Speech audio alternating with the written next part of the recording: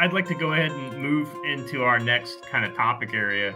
And this is something that you've been engaged in quite a bit here lately. And we've got a Twitter thread of yours that we're going to refer to here in a second. But if you could kind of just if you could just talk real quick about the intersection with what we just talked about with the DEI and all that kind of stuff, and then the trans movement and the grooming and then let's talk about Transfloyd and drag Floyd. Yeah.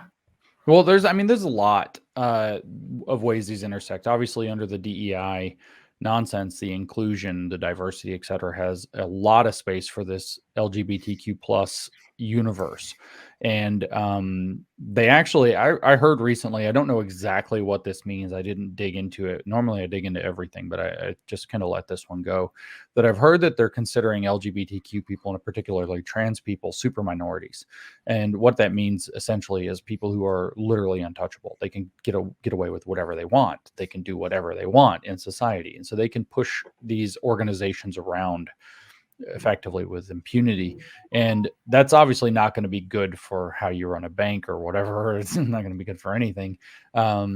So there is this huge narrative arc right now around, we saw this actually building up in the 2010s, the early 2010s, but especially after 2014, 15, when Michael Brown died and the Black Lives Matter movement actually launched. So Black Lives Matter comes out of Trayvon Martin and then out of Michael Brown. It's the Ferguson, Missouri story. And it really takes off. And what they started to do is lay a deep-seated narrative arc that every libertarian jumped on board with, which is that there must be systemic racism tucked within the police. The police in this country are systemically racist. They, of course, exploited the facts around Obama's election and presidency. There were racist reactions to kind of seed this idea America's more racist than we thought. Look how they're reacting. Trump runs, what did they call him? Racist every 15 minutes. I mean, there were articles being written, if you want Trump to lose, stop calling him racist. Everybody knew that there was something funny about how that was happening. They were seeding this idea of a systemically racist society, building these narratives out around the idea of a systemically racist society, in particular, systemically racist police force, so that when George Floyd died in 2020, what they had effectively done, to use the metaphor from the thread that I put up last night that you guys will come back to, is they had spread accelerant all over the country, like lighter fluid. And they're going to throw, George Floyd was just a spark that landed in that and set the country on fire. And so I see what they're doing now is a very similar program. And they're doing this with trans and drag as two different phenomena. And I'm just calling them operations. People need to start realizing that we're in a unconventional war. This is a war. They are running operations on us. You could think of them as like intelligence officers running operations on us, and we're not thinking that way. And we're idiots. If I could just pause you just for a second, guys, in the chat. This is so. If anybody's wondering, hey, what future conflict? Why are we talking to James Lindsay? I mean, I understand you guys worry about communists and things like this. What he's getting ready to talk about, the whole idea of these operations is exactly this is, I mean, Joe, we've talked about it, these whole things that are inciting events, right? That don't seem that big in the beginning, but James, what you're getting ready to talk about is exactly what we kind of preach to our audience on a regular basis, as far as things that can kind of advance the line of conflict within the United States. And so, okay, unpause, jump right into it, because I'm sorry to. I just wanted to. No, that's good. That's good. I want people to understand the gravity of this. We always use this term psyops. Oh, that's a psyops. That's a psyops. This is stupid. These things are called active measures. This is literally unconventional warfare. Psyops are a small piece within active measures. Active measures are the broader, more accurate terminology. So what they actually do, the way that these people work with these psychologically driven or socially driven active measures, is they lay, like I just explained with the situation with Black Lives Matter leading up to the moment of George Floyd. What they do is they lay narratives, they lay stories, they lay a gigantic social mythology. And then what they do is they look for a piece of evidence that makes it all come true. But that set of narratives all has strategic objectives. They're not saying random or ridiculous or idiotic or histrionic stuff. These things are actual active measures. They know what they're doing. So in reference to trans and drag, which are two different active measures, Operation Transfloyd is the goal to have a drag Floyd type response to a tragedy revolving around something to do with trans. Operation Drag Floyd is much more provocative, and it's the same thing. They're trying to come up with a way to get to get a lot of bang out of their buck, just like George Floyd out of a dead drag queen. So they're provoking to get a dead drag queen, which is why all these drag queen story hour stories and all the gyrating in front of children are taking place. Are they taking place in states like Vermont? No, they're taking place in Texas and Idaho, where they're more likely to find a hee-haw who's going to go shoot somebody. This is much more strategic than people realize that it is. And so what they do is they lay these arcs. So the big overarching narrative arcs that you see with this are things like rising anti-LGBTQ hate. Who are they? Open Society Foundation is almost definitely funding the shit out of this. They are, whoever the regime is, they're probably the people who go to the island that we're not supposed to talk about, that we can't find out who they are. The World Economic Forum, all of the people that are shaping the world that we live in. The Democratic Party is probably deeply engaged in this. Probably half the patsies in the Republican Party are deeply engaged in this. They understand, as it says on the screen, the real action is your target's reaction. That's from a book called Beautiful Trouble, by the way, which is their 2020s or 2010s update to Saul Alinsky's Rules for Radicals. That's a website they have. You should go read their website. That is their playbook. That's their strategy book. If you care about strategic operations, they tell you how they do things. You should go read it. You're not a serious person taking on what's going on in the woke unless you understand what's in that book. It's not hard to read. It's online. It's free. Beautiful Trouble sounds a lot like what you hear Kamala. Who are they? Kamala Harris talks about going out making good trouble all the time. AOC talks about going out making good trouble all the time. That's who these people are. The Justice Democrats and their handlers, Zach Exley, etc. That's who these people are. They know what they're doing. Who's the specific funders that are pushing various aspects of it? Good question. I don't know the answer to that. But I do know who's writing the media articles. And I do know that a lot of it's coordinated out of Media Matters, which is why I mentioned Open Society Foundation, which funds Media Matters. Well, James, can I interrupt 1 second? Because I think this is a good parenthetical, and that is I saw last night or the day before that the running total for corporate donations to BLM at this point, $83 billion. Yeah, well, there you go, right? And what did a lot of that money end up turning around and doing? But the point is that these things build on one another. So if you capture corporate boards, then you can then push this to the next level for the next active measure. And so that's kind of what's going on here. That's right. And the boards that are captured will play along with the active measure for certain. And so the active measure sets up the mass line. So all of this, the police are racist up until 2020, blah, blah, blah. There's a little bit of in 2015 after Michael Brown, but all this police are racist. That's the active measure. And then George Floyd dies, cities are on fire, everything's chaos. We have to, every university, every institution, every corporation, all those boards becoming very relevant, putting out, we're going to change all of our policies. That's the mass line of action. So the active measure sets up the mass line of action. What we have with this is we have a drive within, we have to pick one or the other to do first because they're not the same. We'll do Drag Floyd. We have this escalating series of provocations coming out. We're going to put out drag queens in front of kids, but they're going to be pretty modest. They're going to read stories. Oh, well, now they're dancing. Now they're dancing and singing. Now they're wearing less modest clothing. Now they're gyrating. Now they're simulating sex acts. Now they're saying really creepy stuff. And you see this escalation going on. The salami slicing. Correct. So either you just cave in which case you give no reaction and they're grooming your kids and they're harming your kids and they're doing psychological damage, or you react. And like the thing said from Beautiful Trouble, your real action is your target's reaction. Your goal is to get them to react, right? If you get people to react, then you capitalize upon the reaction. You therefore fit it into that narrative you've been laying during the active measure. That narrative here is rising anti-LGBTQ hate. Another one is stochastic terrorism. People are speaking out against this online.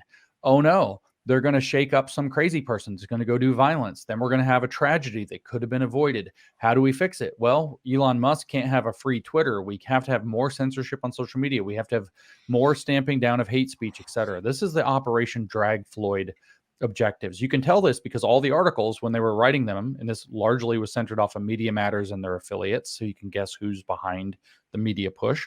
All the articles were, here's all these stochastic terrorists like Libs of TikTok, Matt Walsh, James Lindsay, blah, blah, blah, on social media using the word groomer, okay, groomer, blah, blah, blah. It's going to end up, they're advertising about these drag queen things. It's going to end up in a dead drag queen. It's going to end up in violence. Elon Musk should have never let them on Twitter. So you know what their target is. It's Elon Musk and social media that people can actually communicate on. So the goal is to put in greater censorship. That's the objective of Floyd. Transfloyd is different. Transfloyd, they're looking at all these states that are standing up and saying, we're not going to socially transition kids behind their parents' backs at school. We're not going to give medical treatment to children. We're not going to let children make this decision to do life-altering mutilation to themselves and so on. We're going to limit what can be possible there. And so what they're going to use is, as with Charlie Kirk last night at UC Davis, I think you guys will probably talk about that later, or at some point, there was, the Antifa's running amok. They're carrying trans flags.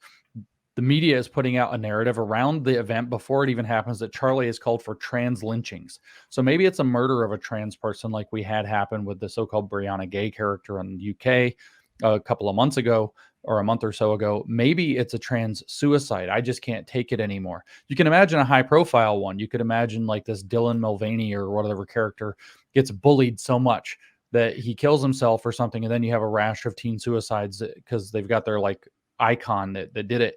Then you have that kind of contagion. You can imagine this kind of happening and then saying this was a preventable tragedy. Yeah, the rising anti-LGBT hate.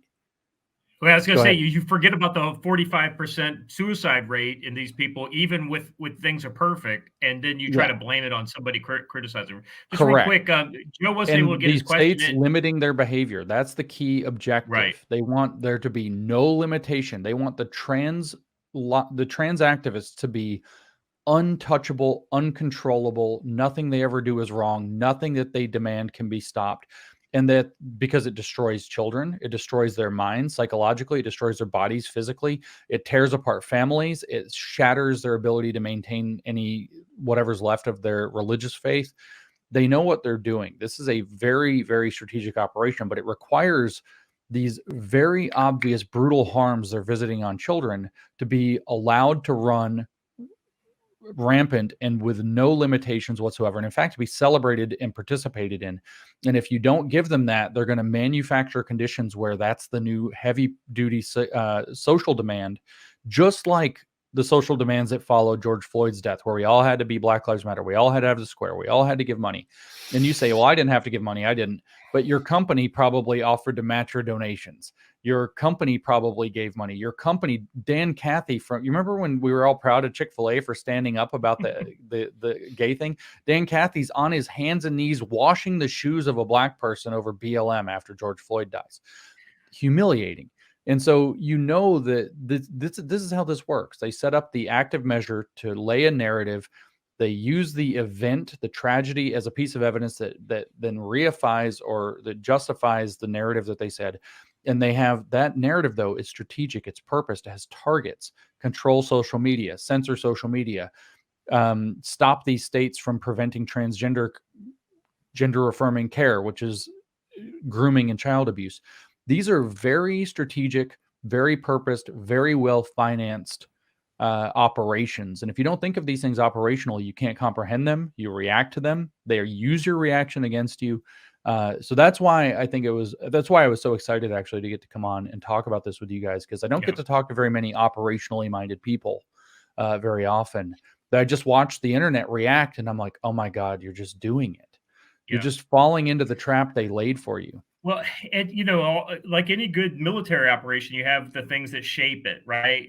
And oftentimes the operation is actually striving to get kind of downstream effects. You do this thing here so that you can have this thing happen in the future. In the case around this, with say like a Transfloyd would be, hey, we're having barriers of being able to get to these kids, so we need to make this kind of inciting event so that we can get Musk to shut down all of our opponents on Twitter.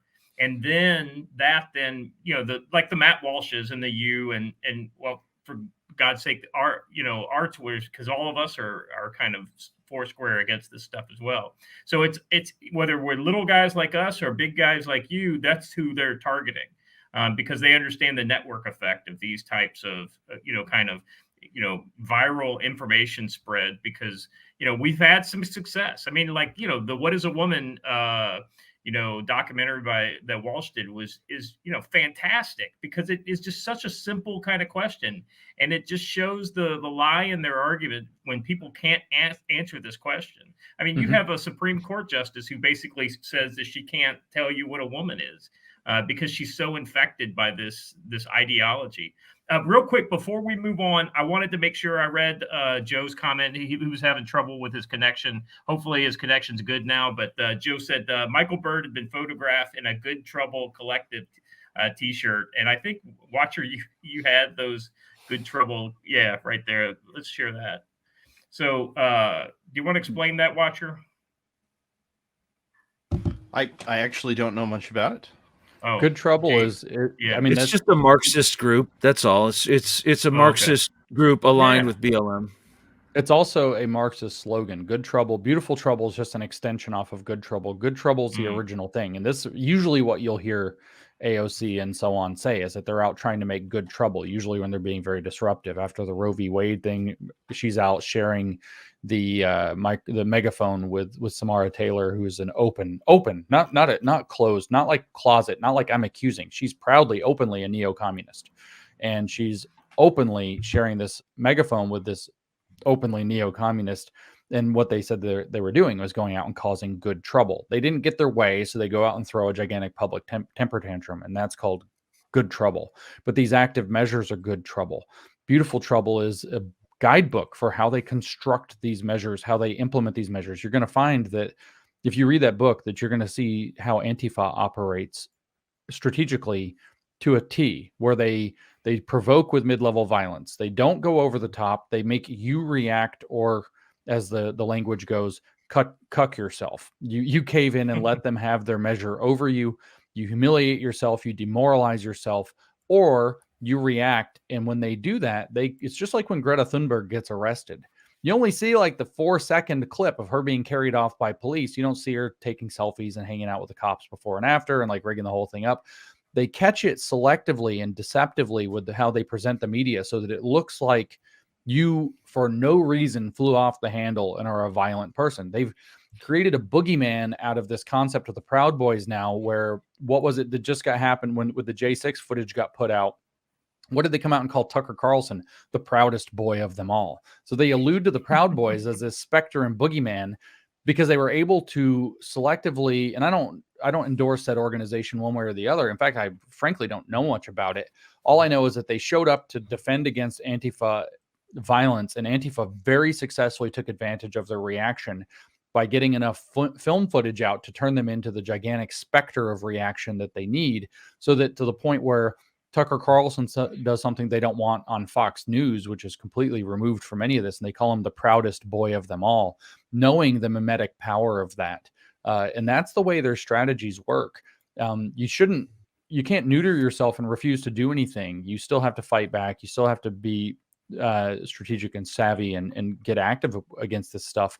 It's not to say sit it out and demoralize yourself. We can do nothing. It's not this black pill thing. It's that they have very comprehensible strategies. And when you comprehend their strategies, you can beat their strategies. You can beat them at their game. So, here's the question. What does effective resistance against a socialist campaign look like? If we're talking about Operation Drag Floyd or Operation Transfloyd, just those memes. So when Brianna Gay was stabbed in London, immediately, before I even had heard about it, the first time I heard about it was people sending me stuff saying, I think they're doing an Operation Transfloyd.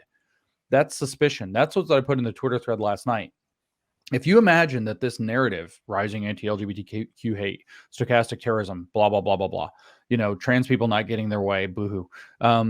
If you imagine that's like lighter fluid getting sprayed all over the country, and the goal is that when the person dies, the tragedy occurs, that's a spark that lands in the lighter fluid, and boom, you can imagine the country catching on fire again.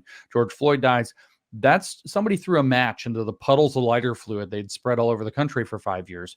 Woof, it goes all up in flames. When you go around and say, this is an active measure, this is its strategy. We call it Operation Drag Floyd or Operation Transfloyd in this case. What you're doing is going and spraying flame retardant on top of all that lighter fluid. You're putting it out, because what's happening is when the moment comes where the tragedy arises, which you can't stop, they'll manufacture one if they have to. They'll false flag it if they can't get one organically. So what? Because when the narrative tries to take off, a bunch of people are like Fed boys instead of saying, oh, this was something that actually happened, right? Or when the narrative tries to take off, people say, oh, they're trying to do an Operation Drag Floyd. Yes, this girl getting stabbed or this person being depressed and killing themselves or whatever the story is, that's a tragedy. But no, it's not part of a broader narrative that yada, yada, the whole active measure. So you're spraying flame retardant all over the whole thing. The goal isn't to stop the tragedy. The goal is to stop the mass line from taking effect. In other words, wasting the whole active measure for them. So that kind of takes us to our next thing.